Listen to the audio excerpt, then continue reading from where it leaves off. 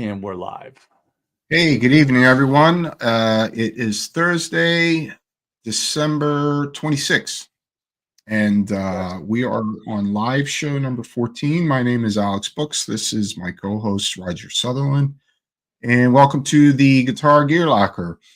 The other day, went over to Roger's shop, and we started work on my my old ESP from the late 80s, my first ESP that I ever owned, which is my ESP Maverick, and bringing the guitar back to life because it was just, been through a lot of tours and just years and even on the neck, like I was noticing last night when I was playing it, that it's super worn in. It's like playing some old Fender from 1960 something, it feels like, because it's been played so much where the wood is really like worn down a lot. Right. It's pretty cool. Well, and it was a good day too, and it'll be the first time that everybody will actually witness you and I in the same room. Yeah. So we spent a lot of time. We had a good time the other day. It was a lot of fun. Yeah, it was awesome, and I got to observe Roger at work, learn some things. To observe Alex at work. Yeah, a little bit. Well, and that's the good part about this video is for people, like if they're tuning in to see death metal tonight, they're probably going to be disappointed, or any kind of metal or music, because this is going to be all wrenching on a guitar and us, pretty much playing the video, which I kind of chopped up and made it. Hold on, something just popped up on my screen here. I kind of chopped up and made it flow a little better and a little faster, and hopefully it works. So go ahead. I need to start launching some stuff. The video closed down, so I have some things going on with my. Yeah, go ahead. If you could start kind of telling what we did. Yeah. So, long story short, it's a. Are you still there? Yeah, I'm here. You hear me? Okay. You know what? I can hear it when I play the video. So go ahead. I'm sorry. I was trying. I noticed my computer's being a little wonky tonight. So, anyways, go ahead. I'm sorry. Yeah. So long story short, this is my ESP Maverick, made in Japan. And I got this guitar in the mid 90s. And originally, the guitar actually exchanged my hands twice over the years because originally I saw this guitar, I believe it was in a pawn shop. And I told my guitar player in my other band, Shadows, Henny, which we're actually going to be working on his guitar next, actually, with another old ESP, which we'll get to. So this guitar, I told him about it. He went and got it, and then eventually, not long after he purchased the guitar, I got it from him. So, and anybody that that's in our little circle knows that me and Henny over the years have exchanged a lot of guitars with each other. We always keep it in the family, Right. Yeah. So this guitar is like pretty much my baby. This one. It's been through a lot of tours. I've recorded albums with this guitar. Did Agoraphobia records. I think some Decapitation stuff. I can't think of anything else. But yeah, it's been around the block. So it was pretty much like the Floyd was completely destroyed. The pickups had to go. Originally, when I first got the guitar, it was ESP pickups. ESP Humbucker, passive pickups, and an ESP single coil. So I replaced the guitar with a EMG 81 sometime in maybe it was like the late 90s or something like that. And I put the EMG in there, and it served me well for a long time, but eventually just wear and tear. Like I said, the Floyd, everything got corroded on it, and did it? You know what? I never even plugged it in before we got started. Did it play? It played, but it was a mess. Okay. It was just Yeah. So, but yeah, so now what we did do to it is, well, we put in all FU tone upgrades. So if you can see here, these are the what are these called right here? The inserts.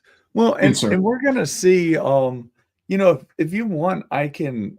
So what we're gonna try to do is kick off a video. Maverick has been, oh, we have Maverick has been reincarnated. Happy holidays to you too. Yes, it Yeah, has. it has. It looks so. What I'm going to try to do is we actually did a video, and it's going to speed up and it's going to slow down, you know, in different parts that are kind of boring. And we're going to talk over it rather than you and I recording a video and just playing some a video recording. So let me share the screen, and they'll get to see the before. Not to interrupt you. But Mhm. it'll take me a second just to share this screen here. And you will see. So this is kind of the before, and you can narrate it. So you'll see, for some reason, Windows Media Player, which is what this is playing in after I edited it. You'll see Alex talking, and he's kind of describing it. We were trying to, you know, knock that part of it out, but for some reason the vocals don't come through. So you will just have to narrate it. We'll kind of skim through it a little if you want, and you can tell Mhm. me when to stop or go. Yeah. So right now, it's pretty much, I was telling the story back Yeah, to the that's the guitar. before. And but yeah, as you can see, I mean, it's kind of hard to see on there. It's got the EMG 81 and it's got an ESP single coil in there.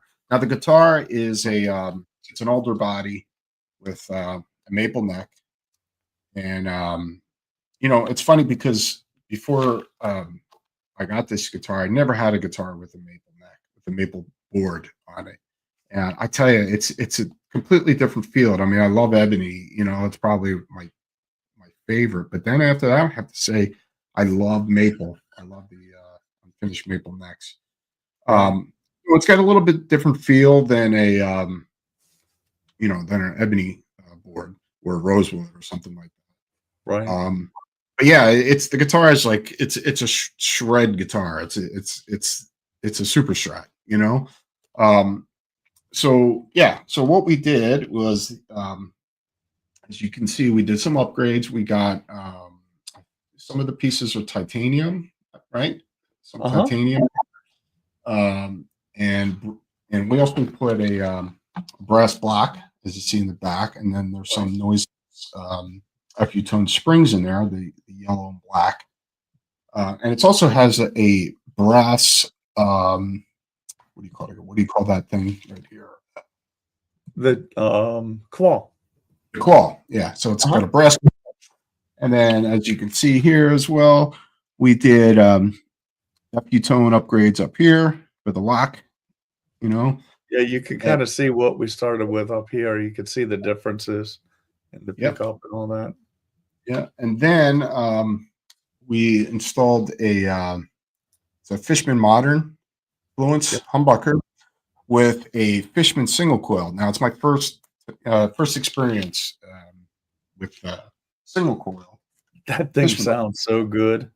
It does. I mean, it sounds. I mean, it's like having two different guitars because the humbucker is very gainy. You know, it's got a really gainy tone to it, obviously, because it's more Right, geared towards metal, the modern Fishmans. But the single coil is like super clean and loud and big and open sounding, right, and just the clean tones out of it are just insane. It's like I said, it's like having two guitars there. It's kind of like having like a Les Paul and a Fender Strat put together. right, You right. know, Well, no, that, I think the surprising part, if you remember, like I was across the room kind of getting things together, and you played it over on my orange amp, and when you put it up on that single coil, I just kind of yeah, stopped. I was like, wow, that sounds yeah, insanely good. yeah, and it's super loud, and the guitar always sounded really good, but now with the Fishman upgrades, I mean the Fishman upgrades, the Fishman pickups and the FU tone upgrades, it's just like super. It's kind of got that like a twang to it too. You know, it's like really hot. Like it just, you know, the tone is super sharp and big and open and super sustain on the guitar. Right. It's pretty much what I you know what I set out, what I wanted this guitar to be, and so and just and playing. there were things that you wanted to do also, is like you know, when we talk about, I'm trying to figure out where we can see it if I point it. Can you see that when I'm pointing at it? Does the cursor highlight, or do I have to be I guess neither. I thought it would, like I'm trying to circle it. So the fine tuners, you know, the gold fine tuners on it, you wanted to keep that in the base plate, to keep the original intent of the guitar. So we were able to do that. Hopefully, you know, we kept it. We're hoping we may have a stripped fine tuner, but we'll figure that out. But basically, and like I said, this is, I mean, we always talk about working on guitars and talk about different things with guitars. This is actually, I mean, it's not going to drone on and on. You're going to see it speed up and slow down. It'll slow down at more interesting parts, and then Alex and I can kind of narrate what we did and what we found, right? Yeah. Good idea. Yeah. But So I you know, thought that would be, we did some talking the other day, but you know, it's hard to keep, like we were talking about everything the other day. You know, we didn't necessarily stick to the script. So no no, new job. No. no way. I never wanted to do that. Now the guitar was originally white, like a pearl white, and obviously it colored yellowed over time. And you know, I like guitars that are a little beat up sometimes, and it's really worn in. It's like, you know, with the thing with relicking these days, it's like, I relic this guitar. You know, it's like a lot of hours in playing this guitar, you know. What you can't tell by this picture, because we had a big light on it, like a photography light, and then if you could see where Alex is sitting, there's a window, but actually there's two windows, so the lighting was off in there. That you can't tell it, and it doesn't really do it justice. That was like a pearl white that's well, not faded, but yellowed, so it's almost like a pearl yellowed white. So the picture really doesn't do it justice.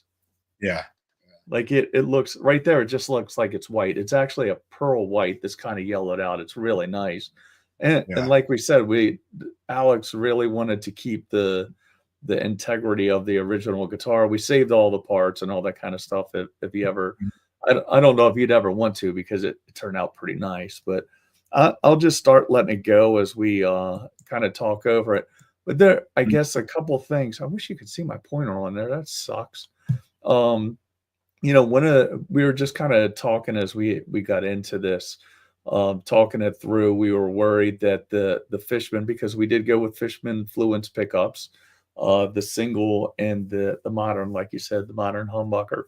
We were worried about string clearance, which on the single, and we didn't have a problem with that because they were about the same height. Sometimes you'll run into a problem, and this was a direct mount pickup. You'll run into the problem where, you know, some of the newer ones, or noiseless, if it's a Strat or a Strat style guitar, if you're dealing with Fender, they'll be a little taller. But we were worried about that at first and kind of worked through it and didn't have an issue with that. So I'll just hit play, and you can see that this is, and it's tough to stay out of the way of the camera too. It adds a whole new dimension when you're trying to stay out of the way. So right there, we just kind of pulled the bridge out of it because we knew we were going to have bridge work to do. And I kind of did this in sections. We did, you know, kind of the electronics, and then the bridge and the FU tone is a section, and then the setup is a separate section. Right there, you can see that's a good example of, you know, the bridge. We were able to save the base plate. I think we forgot, but thanks to FU Tone, they sent down the parts, all new inserts, everything except for the base plate and the fine tuners, titanium inserts, set screws, everything for it. Brass Yeah, block. big shout out and thank you to Adam and Maria, for the hookup on this. Absolutely. Really appreciate it. Yep. And, So we just wanted to show this, and then it's going to start zipping. That's the original block. You'll see the difference in blocks. I'm sure Yeah. everybody's seen this before. Then I think it should start zipping right along. And basically, this is what Alex laughs at. That's the place where I restring a Floyd Rose right there in front of me, and then pop it in with the strings on it. It's definitely interesting. Different way you do it. I'm not there yet to be that quick, but yeah, it's like different. You think it would, thing like in no time. yeah, you think it adds a lot of time, but it really flies right along. Those were the original electronics. Mhm. This is so what we were trying to do when we took the electronics out is, you try to loosen everything up and cut as few wires as you can, so I can just pull them out of there on one swoop, if you will. And they're all still kind of connected, except for the pickups, of course. And they're pulling that. Like I said, I mean this. Just to put it in perspective, I sped a lot of this up because I think, and we did a lot of pausing and playing while we were doing this because it was hours in that room, but the recording was 2 hours and 15 minutes, something like that. So I think this is like 14 minutes, somewhere around there. Yeah. But it does a lot of this. Here you can see, we have the single coil, which we didn't have. I think the only problem that we had with that is the Fishman screws were a little too small for the original screw holes, so we used the original screws, right? Yeah. But everything else just kind of fit in. The wires are starting to go in right there. This is really nerdy stuff. And just to let you know, like if you have some soldering skills, these Fishman systems are actually pretty easy to put in.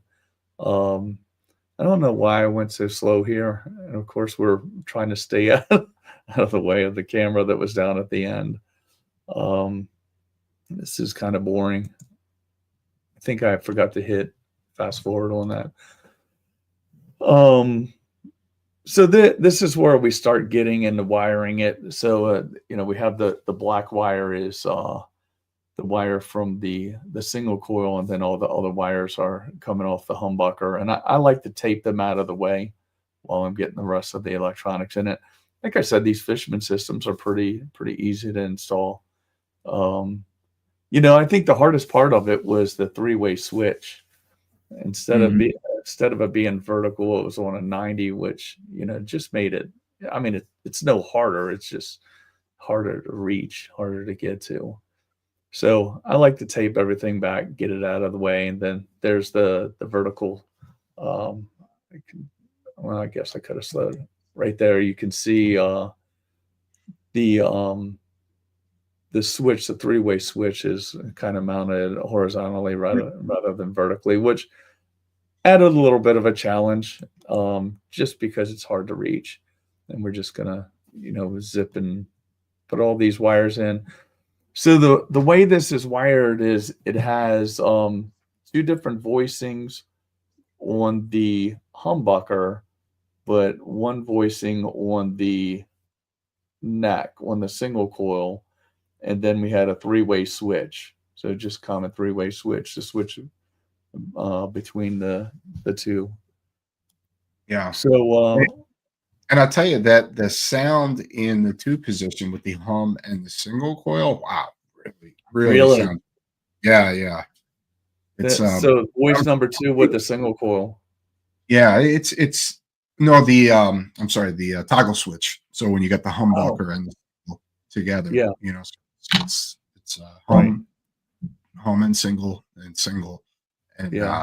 it just I'm just really blown away by how good the guitar sounds, and Yeah. it's yeah, I'm pretty stoked about it. It's Oh like yeah. picking it up, and plugging it in, and Right. but yeah. So yeah, I guess we're right here. I guess it was when we were taking all the electronics out, or you were taking all the Well, electronics out. that right here, this is so at this point we just kind of got this is where we had our fingers crossed, making sure we did everything correctly and it worked. We tested it out and it did. So we're kind of just I think we're getting ready to do the battery and then we move on to the bridge and we come back to tidying everything up later. This right here, I think what we were talking about there is we ran a new wire in there. I ran I like using vintage cloth pullback wiring. So we used Mhm, one of those. There's us getting a good look at the front of it with the new pickups in it, trying to figure out where the hell the camera was mhm. because it's kind of weird. And it adds a whole new dimension when you're trying to work with a camera in front of you. It doubles or triples or quadruples the time, and you can never figure out, oh, and everything just disappeared. So And this is the interesting part, I think. And I slowed it down a little bit because I mean, if you look at this, and again, thanks to Adam and Maria at Futone, they sent everything down for this, all the titanium, new saddles, new block. You can see where his left index finger is. That's the old block. The new block is laying up on the table. yeah, And we kind of have everything laid out, and it's important, like before you get started with these, at least when I do it, and I try to be kind of methodical because you have to keep things in mind. Like there's a radius to the fretboard, and everybody knows this. I know that, but this is showing that these are pretty straightforward, and Adam has really good videos on how to do this. But you need to make sure that when you get the saddles are in the right place and radius with the board. Um, yeah. but this kind of go. I think I didn't go as fast on this. I think this is basically just a double speed. So you're going to see how fast that Alex was able to rebuild this. Um, Mhm. and we had it all set up, so we knew how we wanted everything to go in. You're going to see us, and I think in Adam's videos, because I've watched those a few times even before I was a dealer. You're going to see us look at our phones, and we're not we're not checking text messages or Facebook. We took pictures of how the saddles were oriented before, so we could at least get close, so we didn't have to struggle with intonation issues. Mhm. Yeah, So go ahead, Alex. You did but all the yeah, work. This is you doing the heavy lifting. yeah, this was a lot of fun. This was my second time putting a FU-tone block in and taking apart a Floyd Rose. So it was a lot of fun to do that because I've never done that before, and and it's really not that complicated at all. It's pretty simple No, actually, and it's pretty quick to do as well. To take it apart and install those parts, and yeah, a lot of fun actually. I'm not OCD, so don't pay any attention to me putting things in a bag. Alex is working. I'm cleaning things up. Uh, but yeah, it was a lot of fun, and even the aesthetics of it, it looks beautiful. Oh Like yeah. um, but yeah, yeah, a lot of fun. So yeah, we rebuilt the bridge, and what else did we do to it? Oh, there you go. Yeah, That's how our original bridge looked when yeah, we there's the back of cleaned it up and everything. and that's if anybody knows, that's an original Floyd, like the 1984 uh, German Floyds or Right. U.S. Floyd. That was U.S. That was made in U.S. That Floyd, Right. actually. Well, so what we just did there, geez, um, it's kind of like one of those kind of important areas. So there were three on those original on the original base plate. There were three separate screw holes for each one of the saddle screws. So we kept looking at our phones to make sure we were putting it in the correct hole to get the intonation right. So that's kind of what you saw us doing back there, is checking, making sure we were putting, because there was one that we were kind of unsure about. And you'll see it here in a second. You'll see me pull out my phone. And I know some of this is insignificant, but we're just trying to verify where those screws are right there that I'm putting in, where they go, where the saddles are going to go, so we get it lined up right.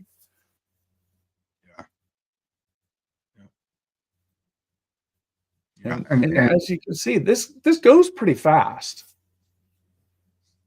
And I think when we had Adam on a couple weeks ago, he said the same thing. You know, these are pretty simple to do. You know, it's something you can do yourself. But if you don't want to, there's people like me that do it. You just bring them by and we'll upgrade them for you. I do them all the time. You can see that gigantic block sitting underneath of it there. Yeah. Yep. And I'll tell you that block, it just really does wonders. I like how Adam described it. He said it's the engine of the guitar, and that really makes a lot of sense to me. Right. And that I know that was pretty fast. But it wasn't sped up that much. It looked like it was going pretty fast, but that goes on there. What do you think? Maybe 10 minutes for the to rebuild it? Take it apart? Yeah. It was about 10 minutes. Yeah. Yeah. So, you know, yes, that is correct. Except for the base plate. Yeah, the base plate, the original Floyd from the 80s. Right. And we did so we did the saddles were FU-tone saddles. The saddle screws were titanium. Sorry about that. Man, I always mean to hit the we had gold titanium everything on there. And then brass block. So yeah, so everything except for the base plate, which, like we said, we're just trying to keep that with the integrity of the guitar and the vintage side of the guitar as much as we could. But yeah, everything was FU-tone. So yeah, I sorry about the phone ringing again. I mean to hit vibrate every week. If we're not doing this, the phone doesn't ring unless it's during the daytime and they're crank calls. Yeah, so we made it through that. We did it in about 10 minutes. It's a pretty fast process, pretty straightforward. Adam mentioned it. He has a lot of videos out there, but if it's something like people don't like messing with that, and I don't blame you, because later on you're going to see when you get to the intonation issues, intonation isn't always fun. It's not a big deal, but it is, you know, sometimes it can be a little bit of a challenge. So now we're going into, you know, we went through the electronics and we went into the bridge, zipped along pretty fast, and this is going to go even faster. I'm taking a fret rocker, went down, made sure, and all the frets were, I don't think we had a high fret, did we? I don't think so. We did a slight recrowning, just went down them real quick because they were just a slight bit flat from the years of playing. So, I mean, I'm surprised that the frets are definitely pretty worn down as far as lower, you know, but they're still playable, and it's a different feel, you know, than my other guitars. And I'm surprised that 36 years or whatever it's been with this guitar, that it's lasted as long as it did, because, you know, I've done it so much playing on this guitar, probably more than any guitar that I own, except for my other ESP that I have. And, you know, it's been through a lot, and yeah, I'm really surprised that the frets lasted. Right. You know, the frets were actually, I thought the frets were in really good shape. No, yeah. They just seem like they don't sit as high as, you know. Right. Now, this is a question for you, Roger. What do you think the size frets those are? Oh, those were jumbos. Jumbos. Okay. Yeah. Because we use the wide side of the fret crowning file. Yeah, because it feels different. You know, I don't know what it is. Maybe it's just because After we got finished? no, no, no. Oh, It's you know, compared to my other guitars, so the way the right. frets sit. You know, Well, not, and you can't. not bad, not in a bad way. It's just Right. different. Yeah. Well, and you can't tell from this angle because I have tape on it. But the last few frets are scalloped also. Yeah, the last So four. all of the It's frets aren't, the last four are. And you know, I've mentioned this, I don't know, we haven't really aired, we've done a couple of videos of us working on guitars, but they haven't aired yet. We'll air them one day. Maybe just like this. This is kind of good to do a play-by-play, maybe. Better than trying to, because we talk about a lot of stuff when we're working on guitars. But one thing that I've talked about is just with us is the tape. A lot of guys will throw blue tape on these, which probably works fine 90% of the time. I built an acoustic with a luthier, and the first question he asked me is what tape I used. And I told him I used blue tape like everybody else, blue painter's tape.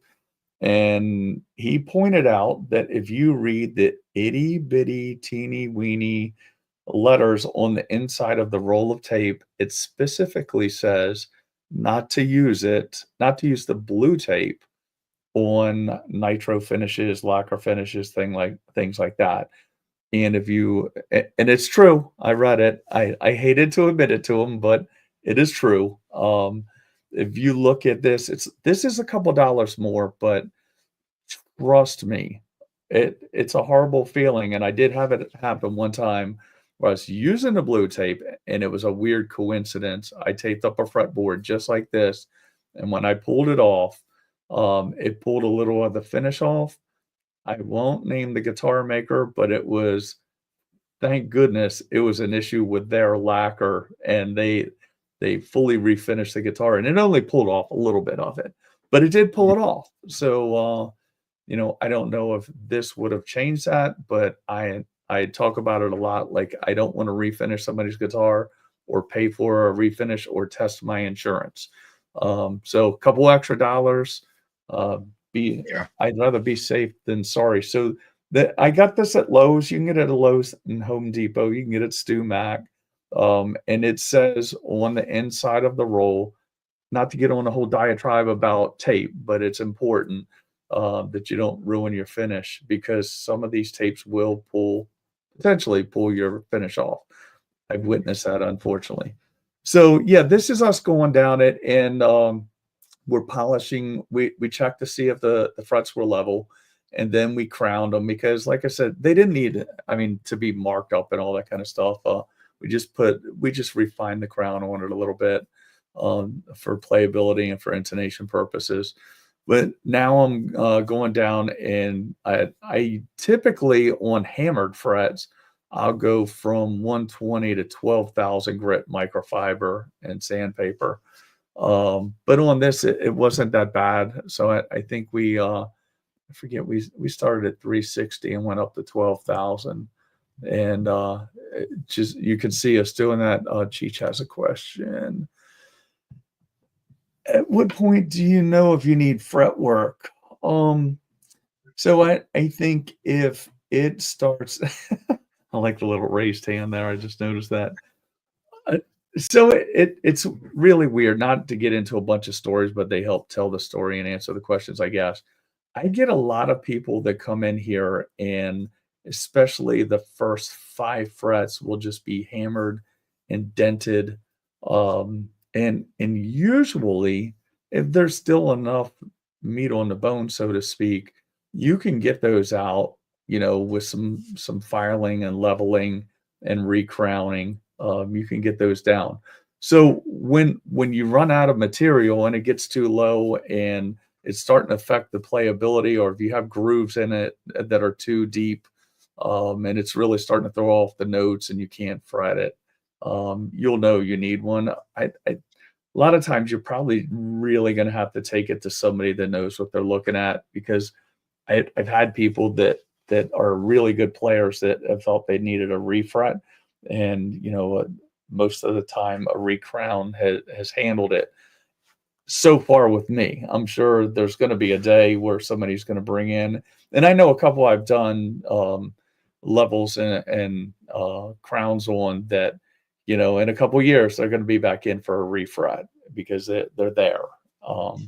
So I hope that answered it. You know, you know, when you run out of fret to level and crown, you need a refret.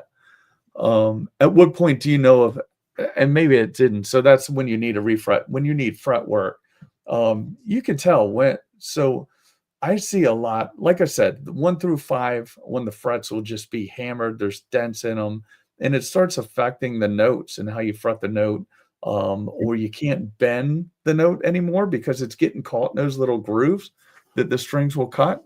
Yeah, at that point, you'll know that you need a crown. So there's 2 answers there. You will know. Yeah.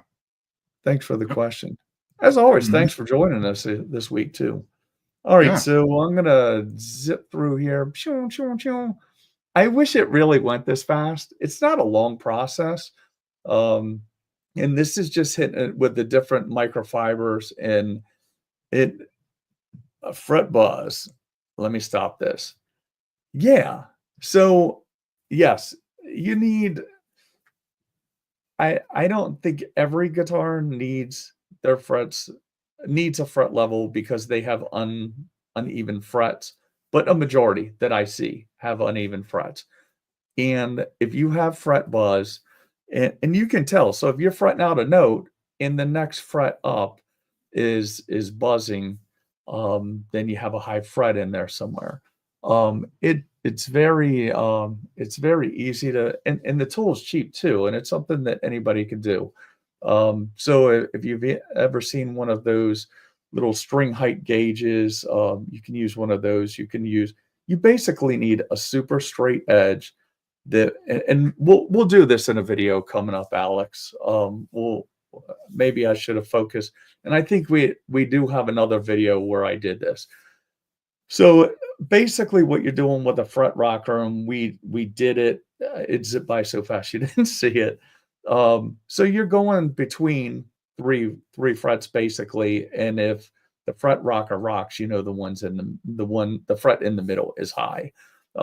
But you can also tell if you're playing a note and it's buzzing on the next fret or a couple frets up, then you probably have a high fret in there, and you need that getting to be taken care of. Now, that's not all cases. I mean, sometimes if you have too much relief, it'll make some of the frets buzz. If the nut's cut in properly, it'll make the lower frets buzz. So that's not a one-size-fits-all rule. But yeah, if you're getting a lot of fret buzz from a particular fret or an area on a fret, I mentioned, if you remember Joe that was on with us a couple weeks ago, he brought in his guitar. I mentioned it last week, and this is a good point. So I leveled the frets, but and they were level, but there was one place when he did, it's like a 2.5 step bend on this particular piece of fret. It was fretting out. I mean, it wasn't buzzing, it was just fretting out. The note wouldn't even make a note anymore. So we had to take care of that and do some things to make it to where you could do that more effectively. So yeah, that's something you may want to take that somewhere and get somebody to take a look at it. If you email me, I can call you and tell you how to check it out. It's a pretty simple process. Fret leveling isn't hard, but you're probably better off leaving that to somebody that does a lot of fret leveling and let them get their hands on it. Whew, that was a lot of words to answer a simple question. Sorry, Cheech, I got long-winded there. All right, see what I'm doing there is I'm sorry, Alex. No, I was going to say, speaking of the frets, maybe at some point I'm on the fence with it. Is considering stainless steel frets being put in the back. Right. It'll obviously feel different, because I'm sure for you too, Roger, you could feel the difference between stainless steel and nickel. Definitely. And it's funny. I think the first day we met, the first question you asked me is, do I do refrets? And I think this is the guitar you were talking about, right? Yeah, absolutely. Yeah, Yep. that's funny. That still sticks out in my mind that you asked me. That was like your first question you asked me when you brought your guitars in the first time. Yeah. This here is something I don't always need to do this, but sometimes. So I told you I use, and I wish I could do a pointer. So to the right hand side of the screen, the bottom horn, you can see that's the pad I use. I bend it in the shape of a U, and I go in this case with this guitar, since the frets weren't really hammered. I went from 360 grit up to 12,000 grit, polishing the frets. Well, sometimes it has a tendency, like they get so smooth, but you're also going down the grain of the neck that it, and Alex, you can probably describe it as well as I can. It's like it feels a little gritty because like the lines are going this way, they're going down the fretboard. So what I'm doing here is I'm taking quadruple lot steel wool. That's why we have the pickup covered. I don't want to get any metal shavings or a little piece of steel wool in there. And we are going with, because when you're sanding down the fretboard, you can't sand with the fret, because then you have a tendency of scarring up your fretboard, which I did the first attempt I ever did on one of my really nice guitars.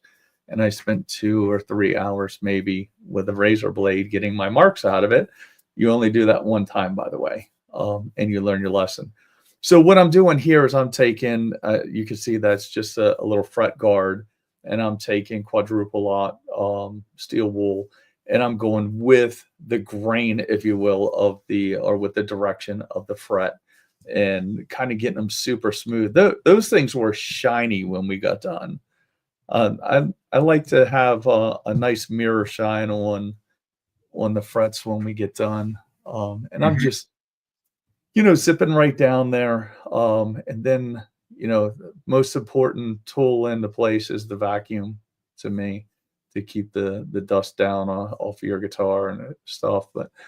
And this is another thing, like pulling it off where we're just not yanking the tape off, we're kind of pulling it back on itself, so not to pull any of the finish off that may be on there, because we don't want to refinish a guitar or jack it up.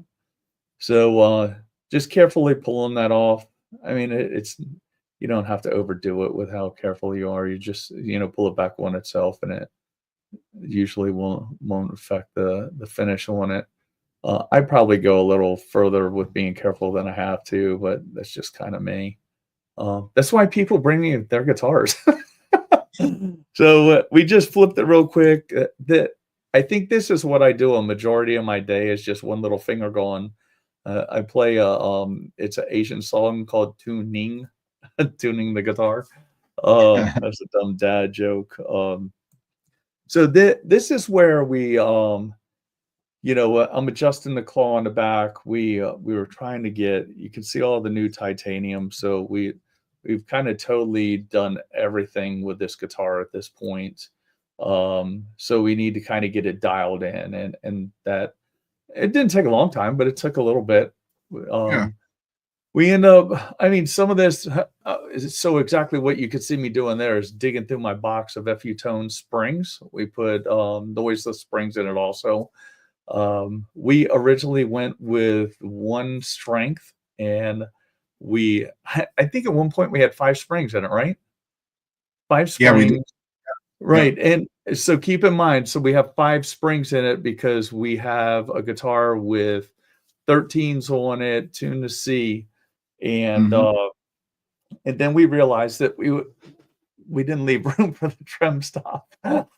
So we went, and you'll see it as we go further. So we went with 5 black springs. That pretty much held it down. We wanted to leave some adjustability in the claw, in the new brass claw that we put in. So we opted, and it actually turned out to be kind of cool. We went with 2 heavier springs. So we went with yellow and black, which actually kind of turned out to be cool. So there you go. That's us kind of going through the box of strings there, and doing some different things there. Me being super OCD.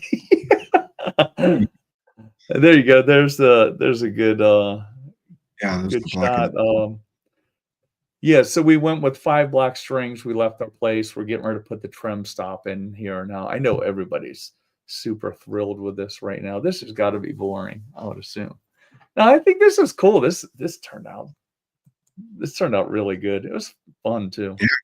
yeah, I'm really happy with it. And like I said, with the epitone, hard to hear on here, but This it's is really where I was trying to sucker Alex into drilling his guitar. I oh, don't know why, but I still don't like drilling guitars a whole lot. But we're putting the trim stop in now, I trust and Roger. Everybody, I trust Roger. right, he trusts me with a drill in my hand. So yeah, we went through that. I'm just gonna go forward a little bit. Not to belabor the point a whole lot. It is, it gets a little tricky when you have all those springs in there and you have sausage fingers and you're trying to reach in there and tighten that little set screw down. Yeah. So got that in there, got that all adjusted up. I think I meant to speed this up a little faster. And as you could see, the brass claw in there too as well. Oh yeah. Well, Yeah, and I keep looking to the right because I watch it over there. I'd have to make sure I can see. Put the switch tip, the knob back on it. We're kind of bringing it home now, tuning it back up again. Then we're gonna getting it in tune. Then we're gonna bring out the strobe tuner and start kind of getting it dialed in and get the. There's actually 10 people watching right now.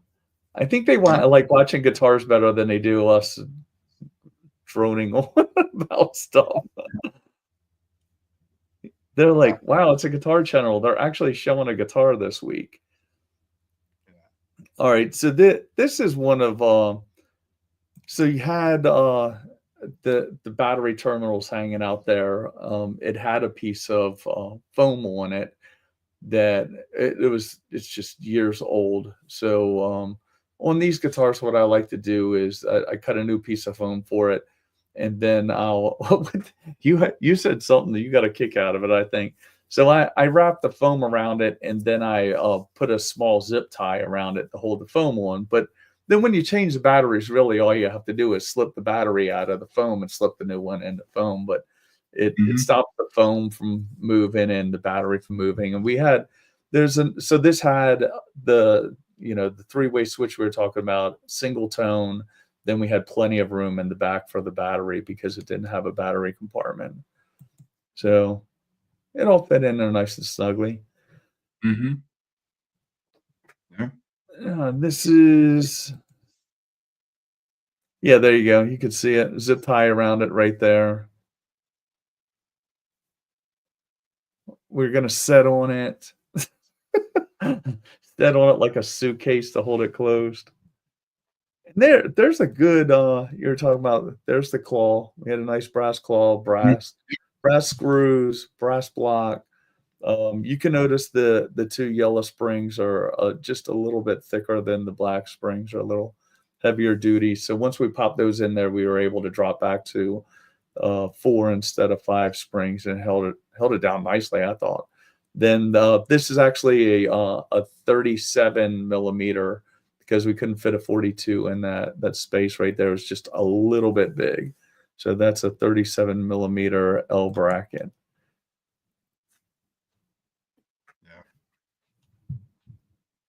Getting it all together. Put some new black screws on there. And now we are, if you remember that, well, I would say like string number 6, we had to go way back there to get that thing intonated. So that's pretty far back. And you'll see I have it hooked up to a strobe tuner. I use a strobe pedal. Trying to get that in. We're dialing it in down here when you're doing intonation with the neck unsupported, then bring it up in your lap in a playing position. We're just trying to get it close at this point. And Yeah. it's just a back and at that point, it was just kind of a back and forth game because, I mean, when you're doing a regular setup, it's not as hard, and it's not that it's hard now, it's just a lot of back and forth. We did a lot of, "All right, try it out. All right, let's do this. Try it out. Let's do this." Because I mean, we did a lot of stuff to that guitar. Yeah. Yeah. And, this has been something that I've been wanting to do for at least 10 years, Yeah. this guitar, and just kind of sat around for a long time. Now, most likely, I probably, unless it's maybe a local gig, I'll play this live, but I don't foresee myself bringing this guitar out on tour anymore. But it will be a studio guitar for sure, and great for Yeah. playing solos, that's for sure, and rhythms. It's just Right. sounding guitar. Now it's just like, even better, 10 times better of a guitar. The way this thing sounds, it's I'll ridiculous. throw a couple comments, and there's something remind me tuners here. It's informative. Thanks, Cheech. I appreciate that. Oh, we are making all this up though. That's really those aren't my sausage fingers or somebody else's. Those are imposters. Interesting. Thanks for being with us tonight. So here's what year's the Maverick? I believe it's in 1988. It was made in 88. So there's so you're going to see tuners all over this, and I'll kind of explain that. So my opinion is the most accurate tuner is the one that you're seeing to the right, which is a Strobe tuner plugged in. However, not everybody uses Strobe tuners. They use clip-on tuners. So if you look up on the headstock, I have a clip-on tuner up there. I think at one point I had 2 clip-on tuners up there, because I know a lot of guys use Snarks, which I'll talk about here in a second because I do want to bag on them for a second. A lot of guys use Snarks. Some people use other ones. I've been experimenting. I like the Strobe for the accuracy, but I've been experimenting with a Strobe that you can also get from FU Tone. I get it from them. A Strobe clip-on tuner. So I've been using that, and the reason for that is not more tuners are better, but a lot of people on stage or performing, especially local people, are using Snark tuners, headstock tuners, whatever, the clip-on ones. So I can get it accurate, but if it doesn't somewhat compare with what you're looking at on your Snark, you may think that it's wrong. So I try to make sure it's accurate on both of those tuners. So when I'm looking at what I'm looking at, it's accurate and in tune. But when you're looking at the Snark or whatever kind of tuner you're looking at, it's somewhat, if not dead on, in the ballpark, because I want it to be convenient for you too. So, and at one time I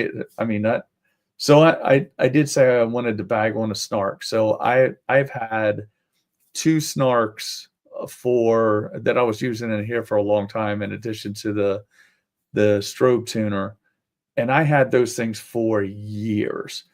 And I think I jinxed myself because I complained about how sensitive they were because they would have wild swings back and forth. Yeah. So I inadvertently, not long ago, like a month ago, I think I was nice enough to give one to somebody in their case because I can't find it. It went out the door and I broke my other one. So I went out and bought 2 of the rechargeable Super Snarks, and their claim to fame now is, they're super stable and super this and super that, and stability. The problem that I found, and you saw it the other day, is they made them so stable that they don't move fast enough now, it seems, when they're going sharp to flat, and Mhm. you'll get it where you think it's right, and then you'll strike the string again and it'll be flat or it'll be sharp. Yep. It's all I tell you what, it's a pain in the ass is what it is. I was gonna say it's almost a pain in the ass. It's not almost, it's all the way. It is a pain in the ass. I agree. And Yeah, so whatever they've done to the Snarks, in my opinion, they've ruined them. So now I'm yeah, almost getting to the point where I'm using double strobes, a strobe on the headstock, but I do try to make sure at the end, because I know a lot of people use Snarks, that the Snarks are in the green, if you will.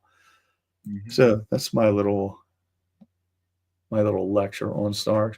And this was us just checking it out again, checking out to make sure the picture matched up where we were and everything was kind of, where we needed it to be. And now we're looking at the playability of it. I think I'll pass it off to you here in a second. yeah. Yeah, there you go. Now, Alex, unfortunately, I don't have the room rigged up with a lot of cameras. Maybe in the future we'll have something like that. Um, wow, that thing's out of tune. So here we are back at it again, stretching out the strings. And I think we are having a lot of problem with that one string. It's just getting it there, the first time. Mhm, So yeah, and you know what a lot of it is. So if I can throw my disclaimer up there, if this was, I do E and E flat all the time. You're in C, so mm, it's not, E flat. You can kind of almost do that by ear. You see me, I struggle in C. I have to strike the fifth fret to get the hear or get the sound in my ear, and then get it tuned to pitch. So it takes me a little longer when I'm going in different tunings, because they just sound a little different. I think this is us going like, whew, it's been a long day. I yeah. think this is the beginning again. Let me unshare the screen. I think how long was it? It was. I mean, we talked a lot. I We mean, ate a couple took times. some breaks. Yeah, we took. I mean, it might have been 3 hours because we took Yeah, breaks and yeah, ate and stuff like that, and just BS and yeah, nerding out your other guitars that you had in there. yeah. Right. At We Roger's custom shop that he just got, which is an amazing guitar, and then another Fender custom shop that you're working on. Wow, yeah, beautiful yeah. guitar. I So was at that. let's come back to that. Let me throw, if you don't mind, let me throw a couple of these. We'll knock them out, and then we'll talk about this custom shop. Not mine this time. Let's see. I've been struggling to get rid of fret buzz on a Legator headless string, despite trying to make a full.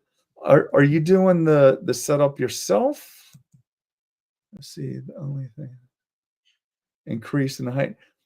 Yeah, you know, yeah. So this is what I complain about every week. So this is the question. Like every week when I asked Adam a couple weeks ago, like, what's up with these guitars? Like, guitars come out and the frets aren't level and all that. And this is exactly what I'm getting at. It like anybody, and I'm sorry, this isn't at you. I know you're trying to do what you can do with what you're working with, what you have to work with. Um, but when I say anybody, like the guitar stores, the guitar manufacturers, anybody can make buzz go away if they raise the strings high enough, right? I mean, you can get rid of fret buzz if you raise the string height up that high, it's not going to buzz anymore. The key to it is having the frets leveled. I would say if you've done everything that you know how to do, and obviously if you're doing your own work, you know how to adjust the truss rods and the string height and all that kind of stuff in the saddles. You Mhm. really need to go and we can do it. There's a lot of videos out there. Look at a video on how to check to see if your frets are level. It's a pretty simple process. It doesn't take expensive tools or anything like that.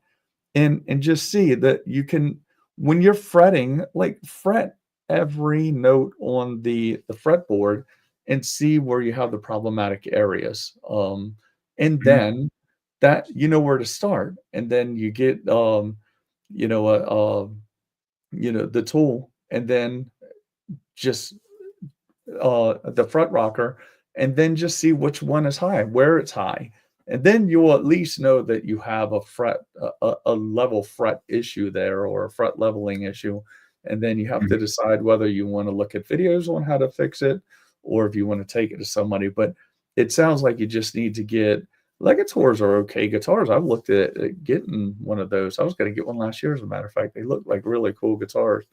And those things, I mean, they're designed to have they're shredder guitars. They're designed to have low action.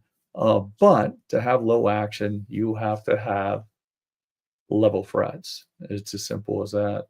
I know man, I go on and on every week about this. It's very frustrating to see this. And, I'll give manufacturers, a little leeway, because I know, like I've said it a million times, they come in on ships, they come in on UPS trucks, the wood can move. I think it's all just me making excuses for them. I think they just do shitty fret work, to tell you the truth, most of the time. And then your guitar store is nice enough to raise the action up high so you don't notice it. But that's something.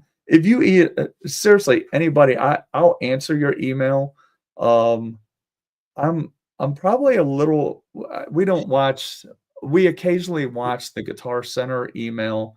If you email me on the one that's on 3 Alarm Guitar, it's R_Sutherland, my last name, at Comcast.net. If you email me, I will definitely either call you or email you back and get you pointed in the right direction. These are simple things to do, and they should be done at the factory, so you don't have to deal with it. It's frustrating. And I know, Sure. I see a lot of guys come in here with the frustration. So, I hope that answer seriously, and I'm not just saying you can email me, and there's a lot of guys. I'm not always the guy. There's a lot of guys out there you can email, but if you email me tomorrow, I don't care, call me, whatever. I mean, Alex knows Yeah. me. I can't talk about guitars. Yeah, just from my experience, dealing with Roger or any other, luthier or repair guy. I mean, there's always most of the time I think there's a solution, unless the guitar is completely destroyed or Yeah. something like that. But in fact, to go back a few years, the first guitar that I brought Roger was a guitar that I had for years. And I was pretty depressed with it, because I was like, man, this is a great guitar and it's just so jacked up. And I brought it to him. He actually put Fishmans in. That might have been the first Fishmans you put in, maybe, Yeah. right? Uh-huh. You know, Uh-huh. So he put in new new Fishmans pickups, oh no, the strap locks were already in there. But Uh-huh. yeah, I mean, that guitar, it's one of the best guitars that I own. It just, and it's actually, I've really, since taking it to Roger, I have really had hardly any issues with this guitar whatsoever.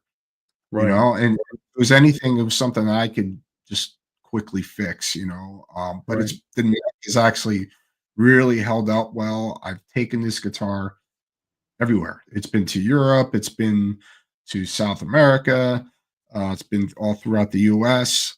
And it's probably one of my most consistent guitars that I have. And Right. there was a time where I was like super depressed because the guitar sat around for a couple of years, and I was depressed because I wanted to Right. play it.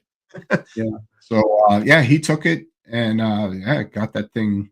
I think there was like a back bow in it or something, or Yeah. there was Yeah. It's pretty been a bad while, back. but I think usually, that you said it, like, guitars are generally pretty simple. The electronics are general, unless they have PC boards and all that garbage, but I'm not going to go there.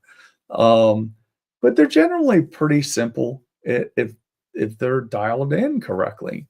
And it's always ticked me off. I know I get on my little rant every week about these buzzes and things. And we talked a few weeks ago about the struggle that I've had with, there's a lot of, I'll say it, I mean, the local Guitar Center, they have 2 separate pricing structures.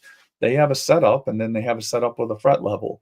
I don't see why it's not the same thing, because here. I'm sure, where is Christoph? You know, he's probably taken his stuff, and I see your question. I'll get to you in a second. I'm not ignoring you. You know, he's probably gone in for a setup, and they're adjusting the guitar, and they're not addressing the problem. Everybody, I mean, with a few exceptions, most guitar players will say, "Look, take it to a buzz and raise it a little bit. That's where I want my action. I don't want it buzzing, but I don't want it high." Um, I I I've always said that I think you need to get a level playing field first, with the frets being level, pardon the pun. Then you can get them down there, and then once you start making adjustments, if you get a buzz, you know that's just out of the way, and I've struggled with that. Mhm. But it seems like you get out with these dual pricing structures out there in the world. I've never figured out how to address it, so I just have one. And I just try to keep it fair, and so far that's the way I found to do it. Let's see here. Let me Yeah, here we did that one already. Between the 10th and 14th, the bus happens. Oh, okay. I thought he had another one down there. I saw that. Yeah, definitely. And I'm not bullshitting. Seriously, email, call, whatever, and we'll at least get you pointed in a right direction and get you happy Yeah, with that guitar. speaking of the level frets, is one of my other guitars. I got it, brand new from ESP.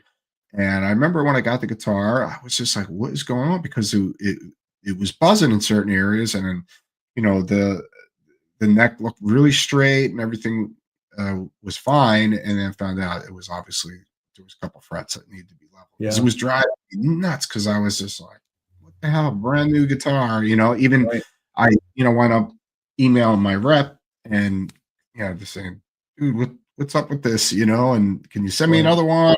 And they were going to do that. They were just like, right, "Well, send it back, and we'll take a look at it. If we can't fix it, we'll just send you another one." right, But it was just a simple thing as frets needed right. on And sometimes it's pretty simple to where I know, you know, we've all seen the videos of, you know, guys with the leveling beam, and they're sanding down all your frets. And you know, I had one customer that thought I was just taking all the metal off of his frets, and most of the time you can get by with a decent spot level where you don't have to take. I want to take as little material off of the fret as I can. I just want to Mhm. get it even, and all of them even, to where they're one's not sticking up and making noise. Um, so Yeah. and you know, there's people out there. You know, I had one early on. You remember, nutty guy. I like 99% of everybody I've dealt with has been awesome. One was a nut. Mhm. But that guy said, what did he say? Something like, well, you know, Roger makes everybody think they need a fret level. No, I'm hoping you don't need a fret level, because it's more work. Like, who goes into business and goes like, God, I hope I can fix somebody's screwed up frets today? No, that's not what it's all about. But if they're Yeah. high, you need to make them right, and you need to make people happy with their instrument, or they're not going to play it. It's as simple as that. Yeah. I They're going to agree get with pissed off. one too. Like you said, it should be a part of the setup, because you take the guitar, it gets set up properly so it plays well and stays Right, in tune. right, And that's a part of the problem right there, or can be part of the problem right there. right. Why you're And we trying to figured out ways, and I know you know a lot of these stories, but we figured out ways to, you know, to address the dual pricing. Like, some guys are early on, and I've told this story. I know a lot of people have heard it. I know you've heard it. You know, early on, we said, all right, well, we have a setup, and then we have a deluxe setup. Well, the deluxe setup has fret leveling. Well, everybody's like, and I did it. I did this back in the day with a guitar, my green custom shop, as a matter of fact. The guy said, you should have the frets level. And I was like, it's a custom shop. It's brand new. It won't have high frets. And it did. So I get it. uh, And every person would come in and say, it's an expensive guitar. It doesn't need fret leveling. And then they would bring it back. So finally I said, I'm not going to do that anymore. So on the backside, you know, after being in business now like almost 5 years, it's like, all right, well, I can see that dual price structure, but in a different way. So the first time you see a guitar, if it needs to have all those adjustments and fret leveling and all that, then there's a price for that. But when it comes in Yeah. again, you don't have to level the frets again. So, you know, subsequent visits, you know, aren't as labor intensive. And, you know, at that point you're to the adjusting phase. Um, you wanted to talk about the custom shop. I did. So we have, I'll have pictures of it on my social media. Um, I have a customer that's been in here. He's been coming in for a while now. Ordered it. I don't, would it be a custom shop or would it master class? What do they call it? Master build. Master build. Yeah. So yeah. So there you go. So ordered it. He ordered the guitar to his spec. It is gorgeous. You saw it. That guy did a really good job. I didn't touch it. I didn't touch a guitar. I wanted to, but you know, nobody's touched it, and I was afraid to touch it, but I did. Yeah. So he did a great job at speccing out that guitar. It's gorgeous, great. I'll have it on my social media. The pickups sound good in it. It's solid. It has a really, really low action for a Fender Strat. The one thing that I did not like about it, and it's just because I'm me, is it has a heel truss rod adjustment. So you have to take the neck off the guitar. Yeah, I'm not a fan of that. Well, I don't mind it on my guitars and older guitars, but this is a brand new, not cheap guitar. Man, I got to tell you, man, I was legitimately nervous because I don't know how much that guitar costs, but I'm estimating it's got to be around $7,000 for that. We're 8, could even be 8 too. You know, I don't know what it cost, and I didn't ask him. I just know it's expensive and really nice, and still really smells new. Like it's brand new. And then the neck on it's a roasted maple neck. Just wow. So what worries me is like when you pop the neck off of it, he went from 1042 to 1046s, so had to make just a little adjustment to the truss rod, which meant I had to take the neck off. Well, the thing you need to really be careful is with those Strats sometime on the finish, if you don't pop that neck in there, if they're just a little too snug, then you can chip the paint. The whole time I was sitting there going, oh my God, I can't chip the paint on this, can't chip the paint. So I was a little bit paranoid, but it went right on. The guitar is built beautifully. And I, you know what, when he brought it in, I hope I didn't offend him, because I said, I don't know why they can't do this to every guitar. Like, why don't they make every guitar like that? Why does it take a lot of money in a master build? Yeah. I mean, it's a Strat body. It's super light though. That was interesting. I didn't weigh it, but it was very light. And I don't know why they just don't make every one of their Strats like that. Then they wouldn't have a master build or a custom shop. Well, you know, those guys, they go out of their way and find that special piece of wood, you know? Yeah. You know, it's funny you say about light. It's like, I know there's, you know, like even your Les Paul, you got that, you know, that Les Paul, the weight is not bad on that thing. I mean, no. I don't even, that could be maybe 8, maybe even a little less than 8. I don't know. That's one of the lightest Les Pauls, but like, I know they can find great resonant sounding pieces of mahogany, you know, because mahogany is usually a heavier wood. Alder could be heavy too, and that is light and super resonant too, you know. And these guys know, you know, they're like scientists. Some of these guys, I mean, they really are. They're artists, you know. These guys that work at, you know, Fender or ESP, these master builders are just ridiculous, you know. And like we were talking about in the last episode, how I've been blown away by a lot of stuff Fender's been coming out with, and you know, their custom shop and some of their high end, you know, American guitars, and even the Mexican guitars are really good. Yeah. You got one in there recently. It's an old Mexican Strat. Oh It's yeah. just like neck is perfect on that thing, you know. Yeah. So Yeah. and really, I mean, you know, you're paying for labor, you know, like say with a master builder, and really super attention to detail, you know. Oh yeah. But Yeah. you know, at the end of the day, you could play a guitar that's $800, you know, versus to a Right. $7,000 plays as good, you know. Right. I Well, think a lot of that I can tell you this. He is has detail. real well that Strat. I keep my action pretty low on my Strat, um, but his is lower, and it doesn't make a noise anywhere. There's no spring Yeah. noise. There's no bridge noise. There's no buzz. No nothing. It's really nice. He did a good job. He did a good Oh job yeah. specking it out. Um, Yeah. he didn't. That would I be think the only thing that like the specs. what's that? You know, aside from the truss rod where the truss rod is, I Yeah, would yeah, that would be a perfect guitar for me. You know, it's got that yeah. That those is the perfect guitar. you know, the roasted neck on there. Yeah, It's just wow. And that finish is just and he's amazing. the finish is yeah. And if everybody wants to see it, I'd bring it in here, but I'm too afraid to hold it up. I finished it today. He's going to come pick it up tomorrow. I don't want to take any chances. When you get expensive guitars like that, it's like you do what you have to do and put it back in the case.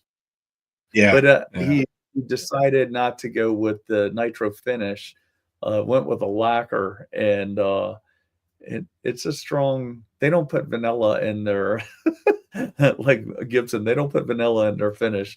You smelled it the other day. It's a pretty strong smell, but it's gotten better. I've had it Yeah. here for.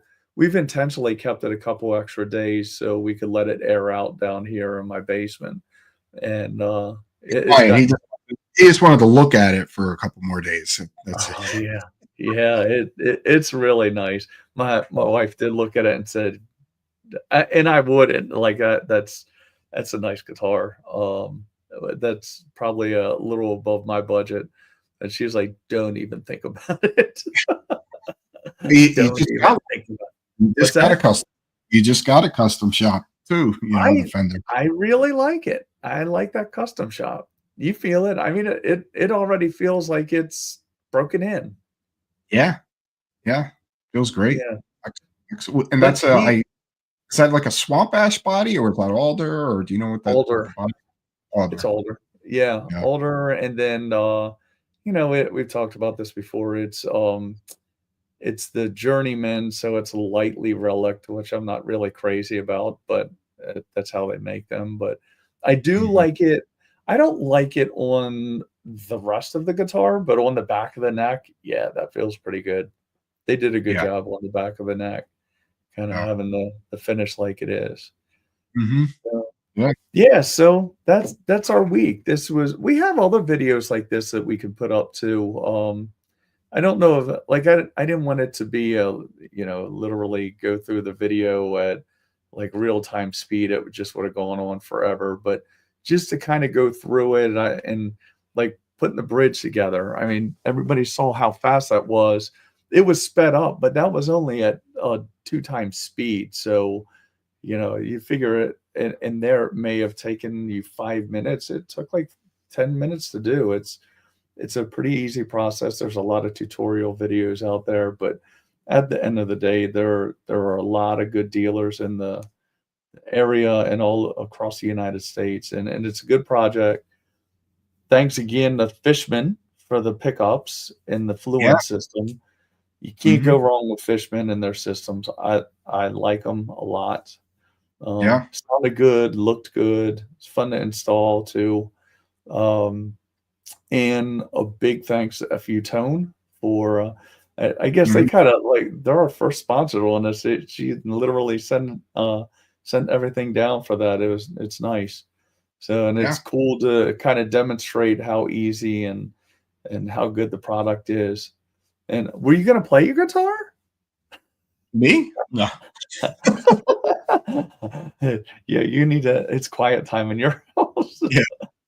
Oh no, it'll turn. My wife and my daughter won't hear me. You know, they're like on the other side of the house. So it's, Oh, gotcha. and I ask my wife sometimes, like, "Do you hear me down there?" She's like, "No, I don't hear nothing." It's like, "Oh, all You right." know, it's No? funny because I asked the same question, and when we had this area down here finished, we re-insulated all the walls and the space. I think I told you that the other day. Like, it gets Yeah, yeah. quiet down here. Like, you can hear your ears ringing.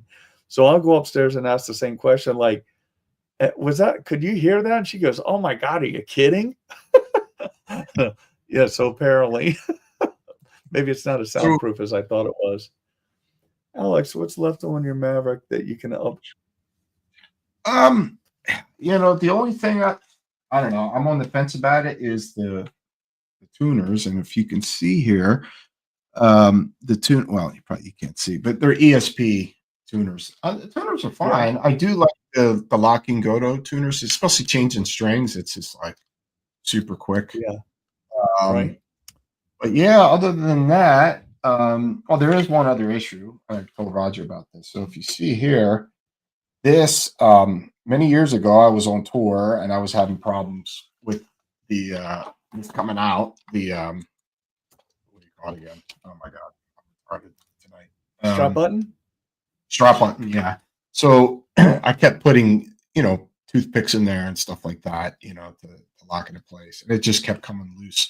So I had the greatest idea on tour. Oh, I'll just super glue it in there, which I did, but now I can kind of kick myself for it because I want strap locks, and Yeah. I have to put a new one in there. So we'll see about that. If not, I'll just deal with, regular straps. We But should have done that.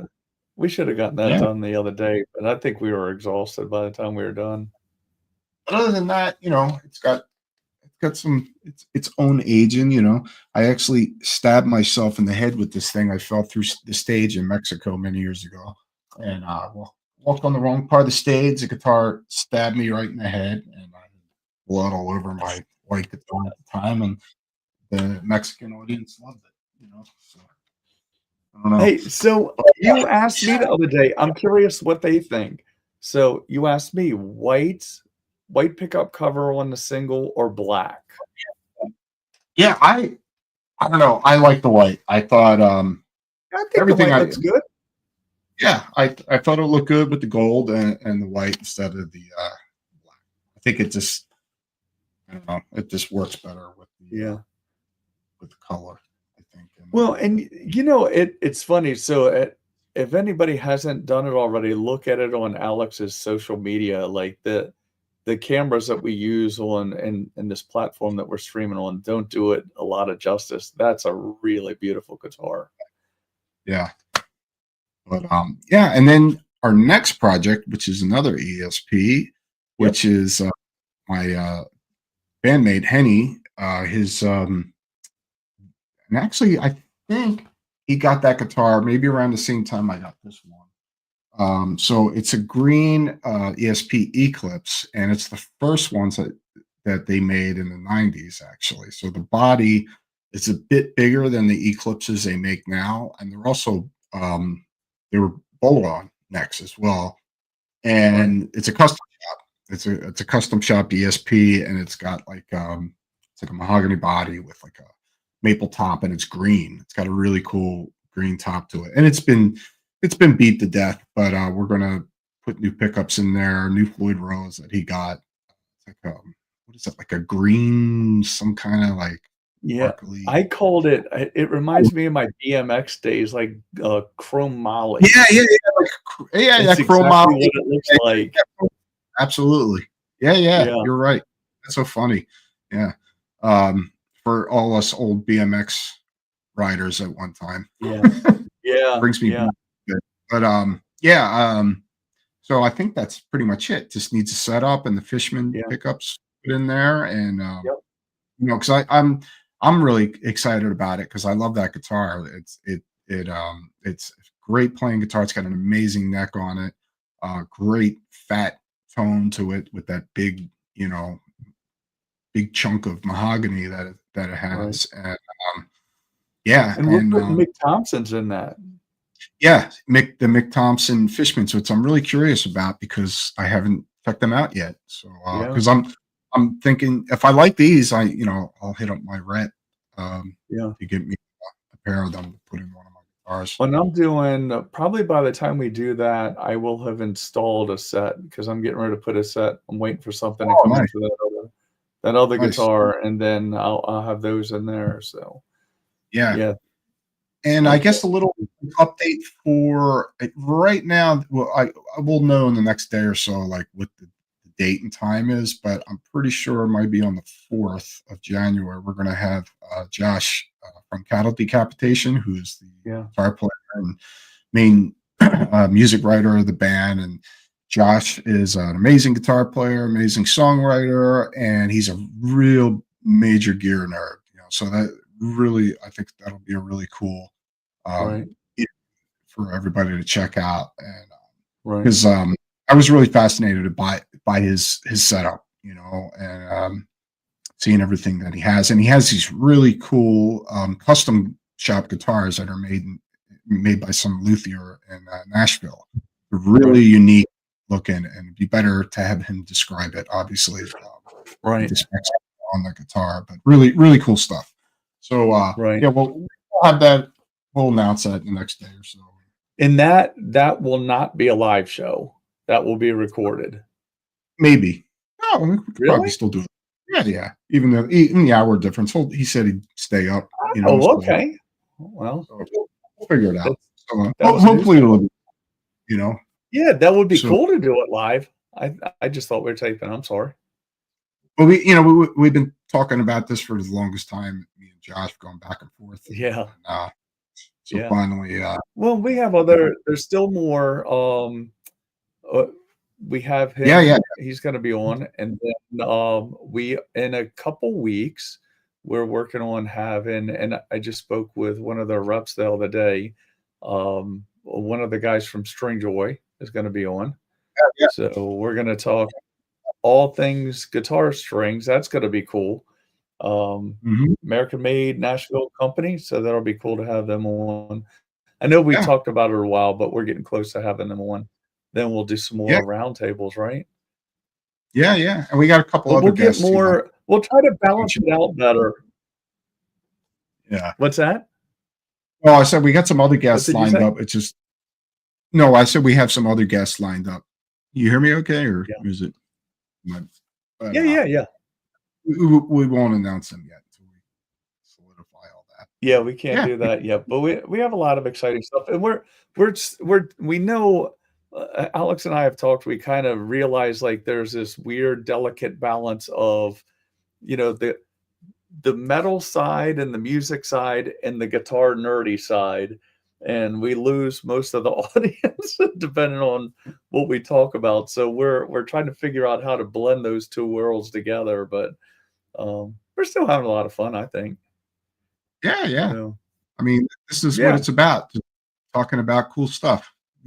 Guitars and working on guitars. And, for me, it's like it's fascinating. And it's amazing when you put all this work into an instrument and, it turns into like a whole new guitar. I mean, it's like playing this thing, even though it's the familiarity of me, the neck, of playing this guitar for so long, but it's like new and improved and inspired. I mean, it's just like the last couple nights, like I'll plug it in tonight and before I go to sleep, and I'm going to be inspired, just picking it up. And I've been writing a lot on it, which is cool. So, it's a whole inspiration, Yeah, it's good stuff. Yeah. All right. We good? Anybody have any questions before we go? We appreciate everybody hanging out tonight, and hope it wasn't too nerdy. If there's other, again, I mean, we do monitor. Sometimes it takes us a little while because we're not actively on the Facebook site. We do go on there and post periodically. But thanks, Cheech. Thanks for being with us again. We appreciate it. Cheech, if there's things. What's that? He he's our dedicated, you know, audience member. Yeah, he's here. He's our. We have one person on our fan club. It's Cheech. I miss him when he's not here. No, you know what? We need to get more people to subscribe. If you'll like and subscribe, and you know, we'll keep putting these out. We have more stuff. If there's stuff you want to see on the repair side, there's one I've been wanting to do, and it's I hear people periodically saying, you know, I want to open up a guitar business, or I want to open up a guitar repair business. And I'd like to have a discussion one week on like the odd stuff I've encountered. Like I'm 1 full year of being full time now since I retired from the fire department. And, you know, it's always interesting some of the things that you find when you do it every day, and some of the oddities. Like I've talked about some of them before, but there's other things where I was going out with the social media. Just kick us messages or whatever. If there's things like we talked tonight about high frets, definitely email me and I'll answer you. But if there's other areas that we want to talk about and repair, or different questions, we can cover those and like do little demo via videos. We've talked about, and we've done a couple. It's just the editing thing is new to me, so I'm kind of catching on, as you saw tonight. So, well, that's it for me. If y'all are good, I guess we'll call it a week, and then we'll be on next time. See you guys, possibly with our guest. Yep. Thanks for joining us. Have a good night. And Happy New Year, because we won't see you before New Year. Happy New Year. Happy